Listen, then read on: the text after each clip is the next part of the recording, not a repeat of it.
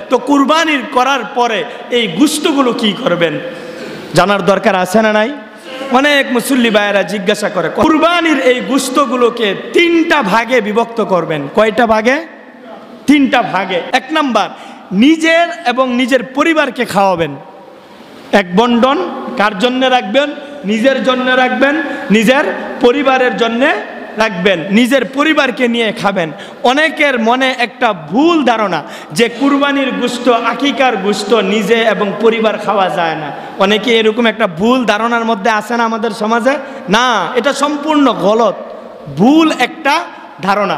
কুরবানির গোশত, আকিকার গোশত নিজেও খাওয়া যাবে, যার আকিকা হয়েছে সেও খেতে পারবে, এরকমভাবে নিজের পরিবার সবাই খেতে পারবে। আল্লাহ পাক রব্বুল আলামিন এটা সহজ করে দিয়েছেন যে কুরবানি দিবে, আবার ওই কুরবানি দাতাই কুরবানির গোশত ভক্ষণ করবে।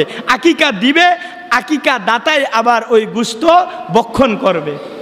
তো এই গোশত 3টা ভাগে বিভক্ত করবেন।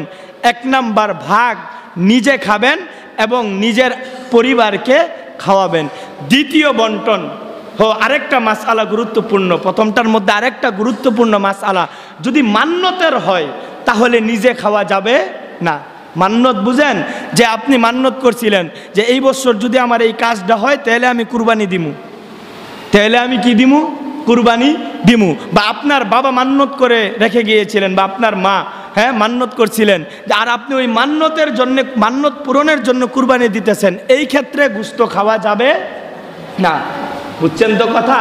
মান্যত, মান্যত মানে বুঝেন যে মান্যত করলো যে আগামী বছর যদি আমার এই কাজটা হয়, বা এই কাজটা যদি আমার হয় তাহলে আমি কুরবানি দিমু। তো কাজটা হইল, কুরবানি দিলেন, এর মানে মান্যত।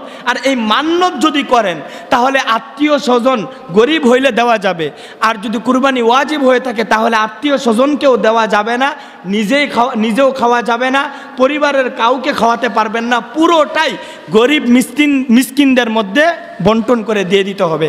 আর মান্যত ছাড়া যদি হয়, মান্যত ছাড়া যদি হয় নিজেও খাওয়া যাবে, পরিবারকেও খাওয়ানো যাবে, আত্মীয় স্বজনদের মধ্যেও ভাগ বন্টন করে দেওয়া যাবে। দ্বিতীয় নাম্বার, আত্মীয় স্বজনদের মধ্যে গোশত দিয়া। আবার দেখেন সাবধান, এইটা যেন না হয় যে পুলার শ্বশুর বাড়ির রানটা আলাদা পাঠায় দিতে হইব। খবরদার, এই কাজ করবেন না। মেয়ের বাড়িতে পাঠাইবেন, রানটা পাঠাইতে হবে, রানের গোশতটা পাঠাইতে হবে, সিনার গোশতটা পাঠাইতে হবে। এগুলো কোত্থেকে আসলো? না, আপনি আপনার সাধ্য অনুযায়ী যতটুক সম্ভব ততটুক পাঠাইবেন। রানের গোশতটাকে আলাদা মেয়ের শ্বশুর বাড়িতে পাঠাইতে হবে, ছেলের শ্বশুর বাড়িতে পাঠাইতে হবে না, তাহলে আপনার কুরবানি বরবাদ হয়ে যাবে।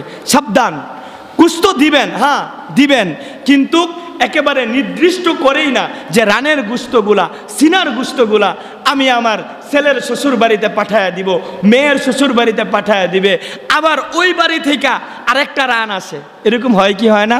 আমাদের সমাজের মধ্যে এগুলো এখন হচ্ছে যে একটা রান তিনি পাঠায়া দেয়, আরেকটা রান তিনি মেয়ের শ্বশুর বাড়িতে পাঠায়া দেয়, আর ছেলে তার শ্বশুর বাড়ি, মেয়ের ছেলের শ্বশুর বাড়িতে পাঠায় দেয়। না, এরকমটা করা উচিত না। আত্মীয় স্বজনের মধ্যে বন্টন করে দিবেন। বিশেষ করে যেই সমস্ত আত্মীয় স্বজন গরিব, অসহায়, তারা কুরবানি দিচ্ছে না, তাদের খোঁজ খবর নিয়ে তাদের বাড়িতে বেশি করে পাঠাইবেন, যাতে করে তারা তৃপ্তি সহকারে ঈদের দিন আল্লাহ পাক রব্বুল আলামিনের যেই বিধানকৃত গোশত তারা যেন ভক্ষণ করতে পারে। 2 শ্রেণী, 3 ভাগ করবেন। প্রথম শ্রেণীর ভাগ বা প্রথম বন্টনটা নিজে এবং পরিবারকে খাওয়াবেন, দ্বিতীয়টা আত্মীয় স্বজনের মধ্যে ভাগ করে দিবেন, তৃতীয় নাম্বার বন্টন আপনি ফকরা এবং মিসকিন তাদেরকে দিবেন, ফকির মিসকিন তাদেরকে দিবেন। বিশেষ করে সায়েলদের চেয়েও উত্তম কাদেরকে দেওয়া জানেন? যারা চায়, তারা তো বহু জায়গায় গিয়ে চাইতে পারে, কিন্তু আমাদের সমাজের মধ্যে অনেক মানুষ এরকম আছে যে মানুষের কাছে হাত পাততে পারে না, কিন্তু তার ঘরে কুরবানির ঈদ গেছে কিন্তু 1 টুকরা গোশত রান্না হয় নাই। এরকম আছে না নাই? আরো জোরে বলেন, আছে না নাই? আছে ভাই, এদেরকে দিবেন, খুঁজা দিবেন, দেখবেন আল্লাহ আপনার উপর খুশি হয়ে যাবে। আল্লাহ আপনার উপর খুশি হয়ে যাবে। আপনি খুঁজবেন যে কে এরকম আছে যে চাইতে লজ্জাবোধ করে, চাইতে চায় না, মানুষের কাছে বলতে চায় না, কিন্তু আসলেই সে দরিদ্র, আসলেই সে অসহায়, তাকে খোঁজ করে করে আপনি গোশতগুলো দিবেন। এরপরে হ্যাঁ, মিসকিন অসহায় যারা আসতেছে তাদেরকেও দিবেন, তারাও মিসকিন কিন্তু তারা হলো উত্তম, হকদার বেশি। কারণ যে চায় গিয়া দেখবেন দিন শেষে সে গোশত বিক্রি করতেছে, আছে না নাই? দেখবেন 10 কেজি গোশত জমাইছে, পরে এটা একটা জায়গায় নিয়ে বিক্রি করতেছে, কেজি হিসাবে বিক্রি করে দিতেছে। সাবধান, এই কাজটা করতে দিবেন না। গরিবদেরকেও দিবেন, কিন্তু সর্বোত্তম হবে আপনার তখন যখন আপনি আপনার প্রতিবেশী বা আপনার পরিচয় এলাকার মধ্যে বসবাস করতেছে যারা দরিদ্র, তাদের বাড়িতে তারা আসতে হবে কেন, আপনি পুটলা করে করে তাদের বাড়িতে পৌঁছায়া দেন, তারা যাতে করে ঈদের দিন তৃপ্তি সহকারে গোশত খেতে পারে। করবেন তো ইনশাআল্লাহ?